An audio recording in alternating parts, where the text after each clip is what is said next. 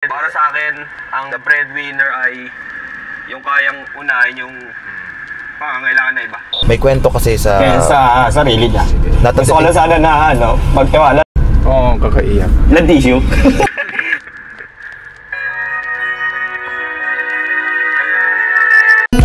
Oh, vice ganda agad. Bakit nasa movie ang the best ang top? Dapat i-showcase talaga nila yan. Kasi papalabas sa Christmas eh. Kapalabas sa Christmas, so dapat talaga naka-emphasize talaga dapat para Which is ganun din yung inline siya sa family sa pag-celebrate ng Pasko, di ba? Kasi sino mo sa-celebrate kung walang breadwinner, walang napo-provide, di ba? Wala kang celebrate sa Pasko. Wow, Ann Curtis. Yes, ganda-ganda. Si Kim Chiu nga na hindi singer talaga. Dinalagay nila dyan, makakanta lang. Hindi, kasi what is my point is, ilagay mo kung sino na kumakanta. This version of Ang ganda. this version of slowing it down para na-feel mo. Hindi yung common, di ba, na Christmas Day This na arrangement is for me is the best.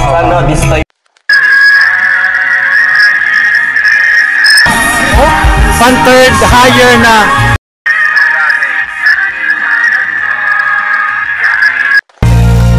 Clap dyan sa story.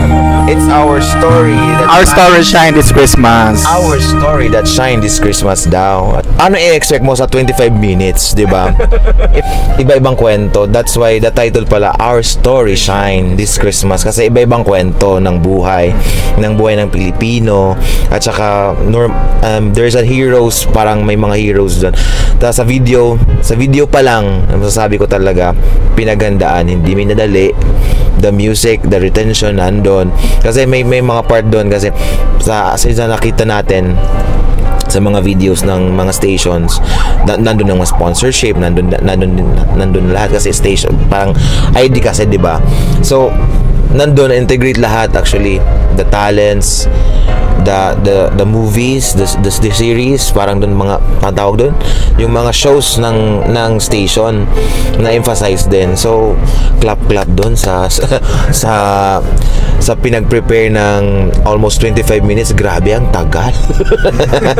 O di ba? Anong in-expect mo, di ba? Our Shine this Christmas talaga is our story, which is doon naintindihan ko siya nang napanood ko siya within 25 minutes talaga. Kasi may alam mo na ba sa social media na po-post yung Bini, may naka-caption, I love Bini pero what's this? 'Di ba? Kasi totoo lang naman talaga, kasi paano mo memorize ko nasarap na part ng Bini? 'Di ba? Hindi lang kasi nila nakita yung kabuang song. So yung part lang ng Bini yung nakita nila. Pero kung papakinggan mo yung buong kanta, doon mo na intindihan. parang 2% lang naman talaga yung Bini. Pero doon mo talaga makita, ang ganda pala ng chorus. Sa bridge lang pala. Sa chorus, saka actually hindi siya complicated na song. Hindi siya complicated. Sa last part, paulit na lang talaga yung Our Story Shine this Christmas. Diba? Na-memorize agad natin. Naka-LSS siya kasi simpleng lyrics lang yung Our story shine this Christmas, Our story shine this Christmas. Na-memorize na. Parang nakaka-LSS yung song, yung chorus niya. Kakaiba yung chords na ginamit. Hindi siya typical na station ID na ginagawa ng ABS dati, di ba? Alam naman natin na pag station ID, ABS din talaga, pag yung dating nilang mga station ID nag-retain talaga, nakaka-LSS talaga, ginagamit pa sa pangangaroling yung iba. Mga bata pa rin gumagamit. Yun talaga yung pinaka, kasi pagbata talaga pag Pasko is pangbata. Parang iba yung atake ng ng EBS, which is the kwento ng bawat Pilipino. Kumbaga, there is a lot of story na hindi pa na-feature. Mas parang hindi lang talaga yung 25 minutes is just short lang talaga yan. Parang marami pa talagang kwentong hindi natin naririnig.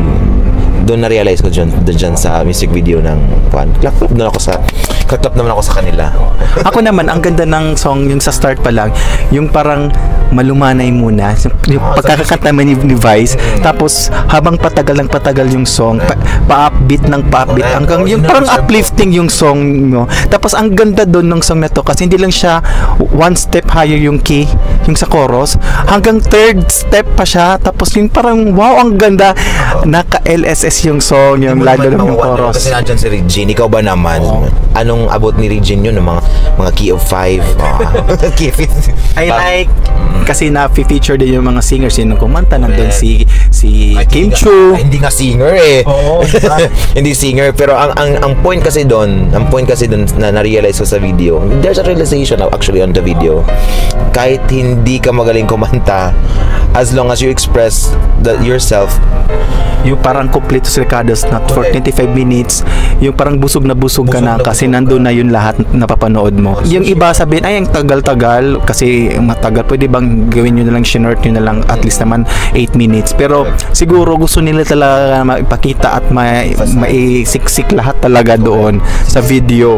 Oo, siksik liglig na kontento yung Christmas Station ID 2024 ng ABS-CBN. The music is parang kahit hindi mo siya lagyan ng kahit anong beat, kahit anong, the story of the song is there. Parang there is something to tell yung kanta na there's something sacrifice on every story.